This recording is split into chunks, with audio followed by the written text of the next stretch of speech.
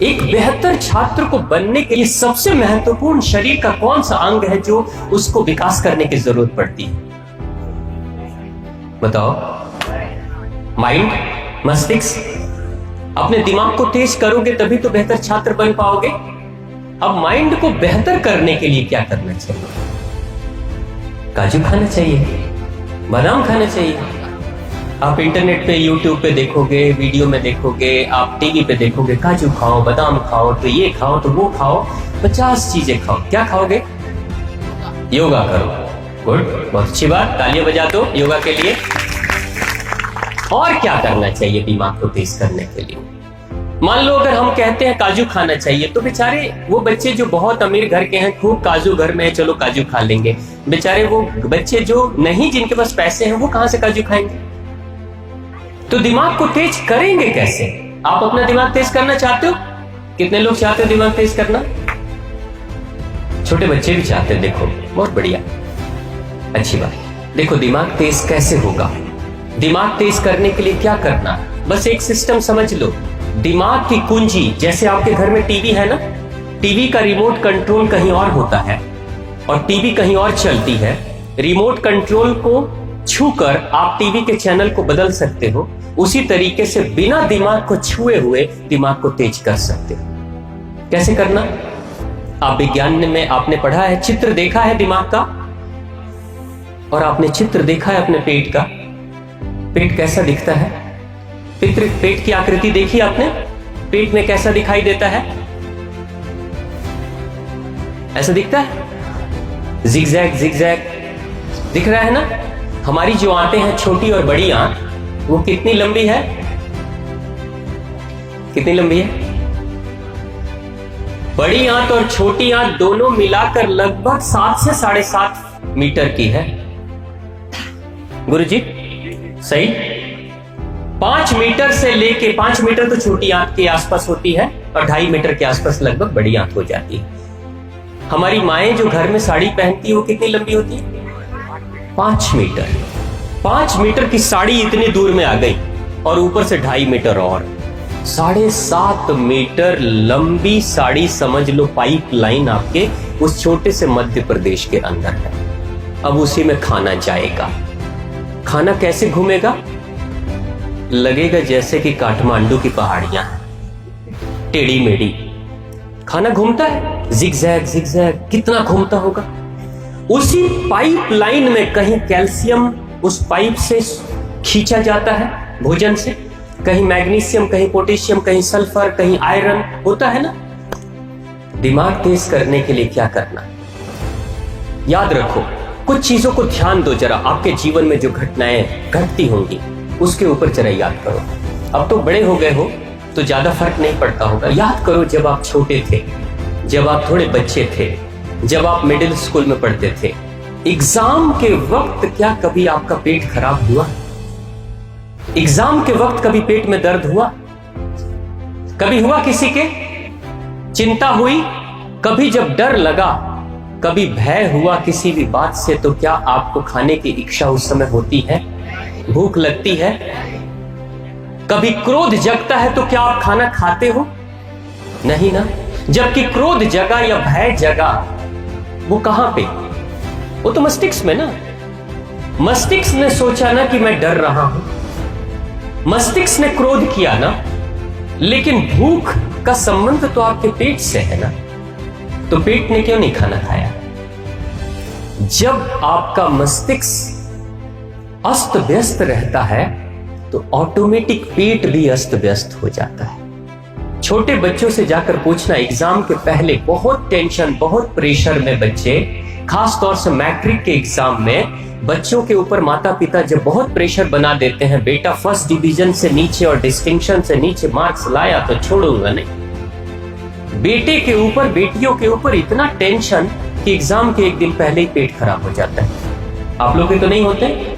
नहीं होते, क्योंकि मजबूत हो आप लोग। गुरुजी लोगों का आशीर्वाद है, आप लोगों को शारीरिक श्रम करते हो इसलिए मजबूत हो। नहीं तो ज्यादातर दिल्ली और मेट्रो सिटीज के बच्चे तो बीमारी हो जाते हैं एग्जाम के समय पे, क्योंकि जिसके मस्तिष्क पे प्रेशर पड़ता है सबसे बुरा असर उसके पेट पे होता है, और जिसका पेट खराब होता है उसका मस्तिष्क भी खराब हो जाता है। आपने किसी दिन खा ली कुछ स्वादिष्ट स्वादिष्ट भोजन, कचौड़ियाँ, पकौड़ियाँ, छोले भटूरे, सिंघाड़े, समोसे, मुंह में पानी तो नहीं आ रहा है, चाउमीन वगैरह खाते हो, उसके बाद ये खाना खाने के बाद अगर आप पढ़ाई करने जाते हो तो क्या पढ़ाई में मन लगता है? क्यों नहीं लगा? पढ़ना तो है दिमाग से ना, खाना तो खाया पेट में, तो फिर क्यों नहीं मन लग रहा है? इसलिए क्योंकि वो जिगजैग जो बना है ना अंदर, वो ट्रैफिक जाम है। अब पेट की तरह कुछ और भी है क्या आपके शरीर में? बताओ, पेट जैसा दिखने वाला कुछ और है आपके शरीर में? मस्तिष्क, खुले हुए मस्तिष्क के तस्वीर को कभी देखा है? कैसा है? जिगजैग, टेढ़े मेढ़े, टेढ़े मेढ़े, वो भी वैसा ही है। ये टेढ़ा मेढ़ा सड़क अगर खराब होती है तो वो टेढ़ी मेढ़ी सड़कें भी खराब हो जाती है। जिसका पेट खराब उसका दिमाग खराब, और जिसका दिमाग खराब उसका पेट खराब। बस सिंपल। दिमाग तेज करने के लिए क्या करना? पेट को साफ करो ठीक से, कचड़ा मत भरो, नहीं तो सारा कचड़ा दिमाग में चला जाएगा। जितना पेट साफ होगा उतना ही दिमाग तेज होगा। अब पेट को साफ करने के लिए दिमाग को तेज करना है तो करना क्या होगा? कुछ करेंगे, एक छोटा सा प्रयोग करेंगे आप लोग, लेकिन नियमित करना होगा। और मैं आपको यह भी बता दूं उसके फायदे के लिए। कई बार होता क्या है, मैं क्यों करूंगा फायदे पहले बताइए, तब मैं सोचूंगा। एक छोटी सी बात बता दूं, क्योंकि पिछले 20-25 वर्षों का मेरा शोध है उसके ऊपर, और हिमालय के साधकों से लेके बड़े बड़े तपस्वियों के ऊपर भी मैंने उस प्रयोग को किया है, और काफी फायदा हुआ है लोगों को। फायदे मैं पहले ही बता देता हूं आपको। पेट में दर्द नहीं होगा, गैस की समस्या नहीं होगी, जोड़ों का दर्द, गठिए का दर्द नहीं होगा। किसी को डायबिटीज हो गई हो घर में तो कुछ दिनों में डायबिटीज की रीडिंग नीचे आने लगेगी, बीपी अच्छी होने लगेगी, आपके सर के बाल जल्दी सफेद नहीं होंगे, आपके चेहरे पे झाइयां झुर्रियां नहीं आएंगी, उम्र का असर जल्दी नहीं होगा, दिमाग तेज होगा, रात में नींद अच्छी आएगी। आपके घर के दादा दादी अगर रात में चैन से सो नहीं पाते होंगे तो उनको भी अच्छी नींद आने लगेगी अगर ये प्रयोग करेंगे। हमारी माताओं के पेट में कभी दर्द नहीं होगा, सीने में जलन, खट्टे डकार नहीं आएंगे, भूख बहुत अच्छी लगेगी, जो खाओगे वो सब पचेगा। और सबसे अच्छी बात, बच्चों का नाटक बंद हो जाएगा। मम्मी हम ये नहीं खाएंगे, रोज तुम वही रोटी सब्जी बना देती हो, रोज वही चावल दाल पका देती हो। होता है ना, ये बच्चे जो नाटक करते हैं कि हम ये नहीं खाएंगे, हम वो नहीं खाएंगे, और माताएं हाथ में प्लेट लेकर और पीछे पीछे दौड़ती है, बेटा खा लो खा लो खा लो। ऐसे नखरे आप लोग तो नहीं करते? ये नखरे अगर कोई बच्चे करते होंगे तो वो भी सुधर जाएंगे अगर ये प्रयोग करेंगे तो। इसके इतने फायदे, और दिमाग तो तेज होगा। और एक सबसे अच्छी बात आपको पता है क्या होगा? आप लोग एनसीसी के कैडेट्स हो, आपकी स्टेमिना बढ़ जाएगी। इस दुनिया में सबसे ज्यादा हाई स्टेमिना वाला कौन है बताओ? आदमी और जानवर सब मिलाकर बोलो, सबसे ज्यादा स्टेमिना किसमें है? घोड़ा। इसलिए हॉर्स पावर, जबकि उससे ज्यादा शक्तिशाली हाथी है, घोड़े से भी ज्यादा शक्तिशाली हाथी है, लेकिन एलिफेंट पावर तो कभी नहीं बोला ना, हमेशा हॉर्स पावर बोलते हैं। एक स्पोर्ट्स पर्सन को, एक खिलाड़ी को क्या चाहिए? हॉर्स पावर, एलिफेंट पावर नहीं। एलिफेंट पावर खाना है तो कोई बात नहीं, खाते रहो सोते रहो, खाते रहो सोते रहो, कुछ दिन में हाथी तो बन ही जाओगे, हो ही जाओगे, उसके लिए कुछ मेहनत करने की जरूरत नहीं। लेकिन आपको पता है घोड़े का गुण कैसा होता है? घोड़ा, कभी किसी घोड़े को आपने बैठे हुए देखा? बैठे हुए घोड़ा, गाय की तरह, भैंस की तरह? घोड़ा वही बैठता है जो बीमार है। लेकिन आर्मी वालों के घोड़े को कभी आप बैठे हुए नहीं देखोगे। या तो घोड़ा खड़ा रहेगा, नहीं तो गिरा हुआ रहेगा, बिल्कुल गिरा हुआ। अगर फंस गया, चोट लग गई, गिर गया तो गिरा हुआ है, और नहीं तो खड़ा है तो खड़ा है। बीच में बैठा हुआ स्थिति में कभी घोड़ा नहीं रहता है। सो लेता है उसी में। क्यों? इतनी शक्ति है उसके अंदर, घोड़े के अंदर। घोड़े के अंदर स्टेमिना होती है। घोड़े के अंदर स्टेमिना कैसी होती है? घोड़ा जब दौड़ता है ना, घुड़सवार, घोड़े को अगर मारना हो तो सबसे आसान तरीका पता है घोड़े को मारने का क्या है? न चाकू मारो, न गोली मारो, न जहर दो, 10 किलोमीटर दौड़ा कर लाओ और खूंटे में बांध दो, कुछ देर में मर जाएगा। बस इतना ही से मर जाता है घोड़ा। जो अच्छे घुड़सवार होते हैं आर्मी के लोग, वो घोड़ों को दौड़ाते हैं। घोड़ों के लिए ही सिर्फ वही एक जानवर है जिसके लिए अस्तबल बनता है, कोर्टयार्ड बनता है ना। आपने देखा होगा बड़े बड़े बांस के बाउंड्रीज बनाकर और घेरे में घोड़े को छोड़ दिया जाता है।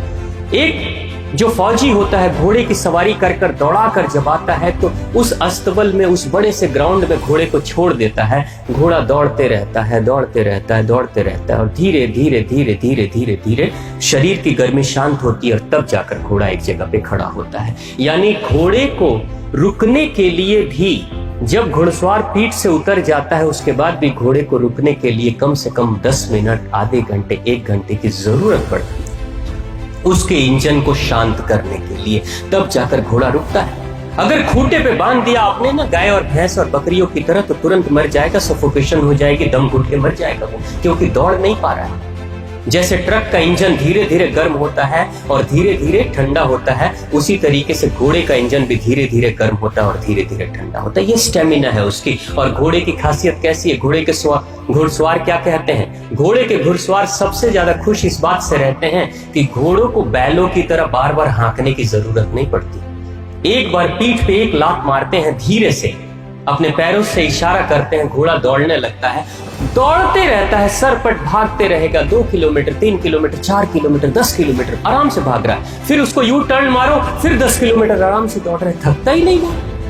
इसलिए इतना स्टेमिना है उसमें। स्टेमिना इसलिए इतना है क्योंकि हमारे जो लंग्स है ना, फेफड़े, ये मधुमक्खियों के जाले की तरह इसमें छोटे छोटे छिद्र होते हैं। उन्हीं छिद्र के अंदर ऑक्सीजन भरी रहती है, जिसका ये लंग्स जितना ही ब्लॉक रहता है उतना ही कम स्टेमिना उसकी होती है। और जितने ही छिद्र खुले रहते हैं इंसान के और जितनी ज्यादा ऑक्सीजन भरी होती है उतनी ज्यादा स्टेमिना उसकी बढ़ जाती है।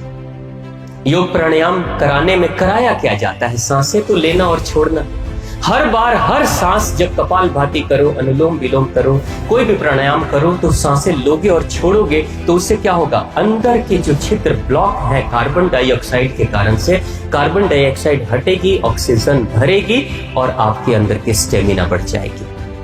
बस स्टेमिना बढ़ाने के लिए योग प्राणायाम करते हैं। लेकिन इस लंग्स का, अगर किसी को दमे की शिकायत है तो दमे की शिकायत सिर्फ फेफड़े के कारण से नहीं होती है। दमे की शिकायत बड़ी आंत के अंदर की गंदगी के कारण से, बड़ी आंत की गंदगी से जाम है अगर वो आंत, तो फेफड़ा जाम हो जाएगा, सांस लेने में दिक्कत होनी शुरू हो जाएगी। यानी अगर किसी को दमे की शिकायत हो रही है, इसका मतलब उस इंसान का पेट ठीक से साफ नहीं हो रहा है। बस सिंपल, और कोई कारण नहीं। उसका पेट ठीक साफ करने लगो, दमे की शिकायत खत्म हो जाएगी, फेफड़े की समस्याएं खत्म हो जाएगी। तो हम क्या करेंगे? अपने शरीर को स्वस्थ रखने के लिए, अपनी स्टेमिना को बढ़ाने के लिए, क्योंकि मैं कई ऐसे प्रोग्राम भारत के फौजियों के साथ भी मैंने किया है, भारत के जो ट्रेनिंग के फौजी होते हैं खास तौर से, उनके साथ में उस प्रयोग को किया और बड़े अद्भुत परिणाम मिले हैं। आप भी करेंगे, आपके जीवन में 1 महीने अगर सिर्फ आपने कर लिया, 1 महीने में आपके जीवन में अद्भुत परिवर्तन आ जाएगा। और सबसे बड़ा परिवर्तन क्या आएगा? कई लोगों को आपने देखा होगा, सुबह जब सोकर उठते हैं ना, तो शक्ल देखने से ऐसा लगता है कि 12 बज गया अभी। सुबह भी चेहरा लटका हुआ, दोपहर में तो लटकाएंगे, शाम को भी लटका हुआ। जीवन में कोई उत्साह नहीं, कोई खुशी नहीं। कई लोगों से पूछा जाता है, खुश क्यों नहीं रहते हो? क्या है जो देखकर खुश हो? सुबह भी रोना, शाम को भी रोना, दोपहर में भी रोना। आप अगर ये प्रयोग करोगे, आपके मन में बड़ी खुशी आएगी, अंदर से बड़ा उत्साह आएगा, हर कार्य को उत्साह से करोगे। तो वो बहुत छोटा सा प्रयोग है, आप सभी कर सकते हो। क्योंकि जो लोग, अब ये प्रयोग किनको करना है? जिनकी उम्र 15 वर्ष से ऊपर की हो गई है। आप सबकी 15 वर्ष से ऊपर वाली उम्र है ना? 15 वर्ष से जो छोटे बच्चे बैठे हुए हैं, बेटा आपकी 15 वर्ष तो नहीं हुई।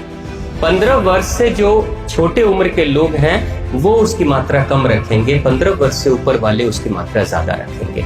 करना क्या, सुबह उठते ही शौचालय जाने से पहले पानी पीना है। अब सुबह कितने बजे उठना है? 8 बजे, 9 बजे, जल्दी तो नहीं बोल दिया, 10 बजे चलेगा, 4 बजे, ठीक है। कितने लोग 4 बजे उठते हैं? देखो उठने वाले बताना। हाँ चलो, कितने लोग 8 बजे के बाद उठते? 8 बजे के बाद, बहुत अच्छी बात। देखो क्यों सुबह बोला गया उठना, आपको पता है एक बात? आपके घर में तो अच्छा है, कोई सभी लोग स्वस्थ हैं। कभी कोई मरीज, हार्ट अटैक का मरीज अगर कोई हो ना, जिसकी बीपी बढ़ी हुई है, जिसको दिल के दौरे पड़ने की शिकायत होती है, अगर वो इंसान, कभी कोई इंसान जिसको हार्ट अटैक की समस्या होती है, आपको पता है हार्ट अटैक अगर अटैक कभी पड़ता है, दिन में अगर किसी को हार्ट अटैक के दौरे पड़ते हैं तो बड़े धीमे दौरे होते हैं। दिन में इंसान कई बार बच जाता है, लेकिन रात्रि, आधी रात्रि के वक्त अगर किसी को हार्ट अटैक के दौरे पड़ जाते हैं तो उस इंसान के बचने की गुंजाइश कम रहती है। वो ज्यादा तेज स्ट्रोक लगता है रात्रि में, क्योंकि हमारी जो प्राण की शक्ति है, वो प्राण की शक्ति हमारी हमेशा एक जगह पे नहीं रहती। कोई, आपने कभी सोचा हमारा प्राण कहां रहता है? वो ट्रांसफर होते रहता है। रात के, आधी रात के वक्त में हमारी प्राण की शक्ति हमारे फेफड़े और दिल के आसपास में होती है। प्राण की शक्ति यहां पे रहती है आधी रात के वक्त। इसलिए आधी रात के वक्त अगर दिल का दौरा पड़े तो प्राण की शक्ति बहुत तेज है, इसलिए दौरा भी बहुत तेज पड़ता है और बचने की गुंजाइश कम रहती है। आधी रात के वक्त प्राण की शक्ति यहां होती है। अब आधी रात के बाद लगभग 3 बजे के बाद रात्रि में प्राण की शक्ति शिफ्ट होती है और चली जाती है बड़ी आंत में। और बड़ी आंत में जब शिफ्ट होती है तो बड़ी आंत की ऊर्जा बढ़ जाती है। अब सुबह के वक्त में जो गुरुओं ने कहा कि सुबह उठो, शौचालय जाओ, पेट की सफाई करो, क्योंकि बढ़ी हुई शक्ति के समय अगर पेट की सफाई, बड़ी आंत की सफाई करोगे तो बहुत आसानी से बड़ी आंत की सफाई हो जाएगी और शरीर की सारी गंदगी बाहर निकल जाएगी। इसलिए गुरुओं ने कहा कि सुबह उठकर जल्दी फ्रेश होना चाहिए। अब जो इंसान, अब वो प्राण की शक्ति बड़ी आंत में सिर्फ सुबह के 6:30 बजे तक रहती है, उसके बाद वो शक्ति ट्रांसफर होकर हमारे पेट में चली जाती है, खाने के लिए चली जाती है, भोजन के लिए चली जाती है। अगर 6:30 बजे से पहले कोई इंसान सुबह में उठकर अपने पेट की सफाई नहीं करता है तो उस इंसान को कब्ज की शिकायत हो जाएगी, फिर उस इंसान को डायबिटीज की समस्या हो सकती है, फिर उस इंसान को बीपी की समस्या हो सकती है, फिर उस इंसान को मानसिक रोग यानी डिप्रेशन की शिकायत हो सकती है शरीर की गंदगी के कारण से। तो उस शुद्धि के लिए सुबह में उठना बहुत जरूरी है। तो सवेरे जब उठते हैं तो उठते ही अगर सूरज के उगने से पहले उठ गए तो बहुत अच्छी बात। सूरज के उगने से पहले उठते हैं, 15 वर्ष से उम्र ज्यादा है, माताएं बैठी हैं, आप लोग के लिए भी है, बाबूजी लोग के लिए, सूरज के उगने से पहले अगर उठ जाते हो, जाड़े का दिन है, हल्का गर्म गुनगुना पानी कर लो और उसकी मात्रा कितनी होनी चाहिए? 1.25 लीटर। कितना? 1.25 लीटर कितना होता है पता है ना? 1250 ml, 1 लीटर और 250 ग्राम और 1 लीटर और 250 ग्राम और 1.25 लीटर पानी पीने की आदत आप डालो। लेकिन पहले दिन पियोगे तो जितनी तेजी से 1.25 लीटर अंदर जाएगा उतनी तेजी से 1.25 लीटर बाहर भी आ जाएगा। पहले दिन अगर ऐसा करोगे तो आपको क्या करना? धीरे धीरे मात्रा बढ़ानी, धीरे धीरे, हाँ, नहीं तो उल्टी हो जाएगी। धीरे धीरे बढ़ाओगे, 1 दिन 2 दिन 4 दिन, मात्रा बढ़ाते बढ़ाते 1 हफ्ते में 1.25 लीटर पे चले आओगे आराम से। अच्छा, बिना कुल्ला किए पीना है। और जब मुंह साफ है तो 1 लाख ग्रंथियां मस्तिष्क में काम करती हैं, क्या बनाती हैं? लार। अब उस लार को आप अपने पेट में ही डालोगे पानी के साथ ही। आपको पता है सुबह की लार अमृत है, जिसको हम बाहर नाले में फेंक देते हैं सुबह उठते ही कुल्ला करके, अमृत है वो। तो पता है क्या होगा? छोटे वाले कमरे की बड़ी तेज याद आएगी। छोटा वाला कमरा कौन सा? उस छोटे से कमरे की याद आएगी। और अगर कोई बैठा होगा तो कहोगा जल्दी निकलो भाई, नहीं तो गाड़ी छूटने वाली है, इज्जत जाने वाली है। और जैसे ही वो निकलेगा आप एकदम रॉकेट की स्पीड से अंदर जाओगे, थोड़ी देर बैठोगे ही ना, खड़े तो नहीं करना कुछ, पढ़े लिखे बच्चे हो, बैठोगे और बैठने के बाद जब बाहर निकलोगे ना तो पता है क्या बोलोगे? वाह मजा आ गया, बहुत दिनों के बाद मजा आया है। जिस दिन आपके पेट की प्रॉपर सफाई हो जाएगी ना, उस दिन पता है उसी दिन से दिमाग आपका बेहतर होने लगेगा। सिर्फ मजा, पेट साफ हुआ लेकिन मजा आया किसको? दिमाग कहता है ना वाह आनंद आ गया। आनंद की अनुभूति कहां होगी? यहां। लेकिन साफ क्या हुआ? ये तो ये जिगजैग इसका साफ हो गया तो इसका भी जिगजैग साफ। ये है अपने दिमाग को बेहतर करने का सबसे सुंदर मंत्र। मैं भी आपकी तरह जब मैं इन प्रयोगों को नहीं करता था तो मेरे साथ भी बड़ी समस्याएं होती थी। पता है क्या होता था? आप लोग वाद विवाद प्रतियोगिता करते हो ना? आप लोगों ने भाग लिया स्कूल में, गुरुजी ने कितना सुंदर प्रतियोगिता कराया। वाद विवाद प्रतियोगिता क्यों कराना? दिमाग के मस्तिष्क को, यादाश्त को बेहतर करने के लिए, आपके अंदर के आत्मविश्वास को बढ़ाने के लिए, आपके अंदर के कॉन्फिडेंस को बढ़ाने के लिए।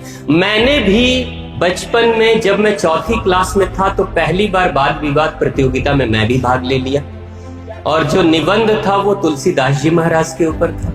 अब बड़ी तैयारी करके तो मैं आया, मेरे को कुछ दोस्तों ने कहा कि भाई मत जाओ, वहां जो जाता है वो भूल जाता है, लेकिन फिर भी मैं जिद करके आ गया। अब जब बोलने की बारी आई, सारे बच्चे मेरे मित्र सभी बैठे हुए थे साथ में, मैं खड़ा हो गया। अब तुलसीदास जी महाराज एक महान रामचरितमानस की रचना किया, तुलसीदास जी ने ये किया वो किया, तुलसीदास जी का जन्म, तुलसीदास जी, गुरु जी बगल में बैठे, बोलो बेटा बोलो बोलो, तुलसीदास जी।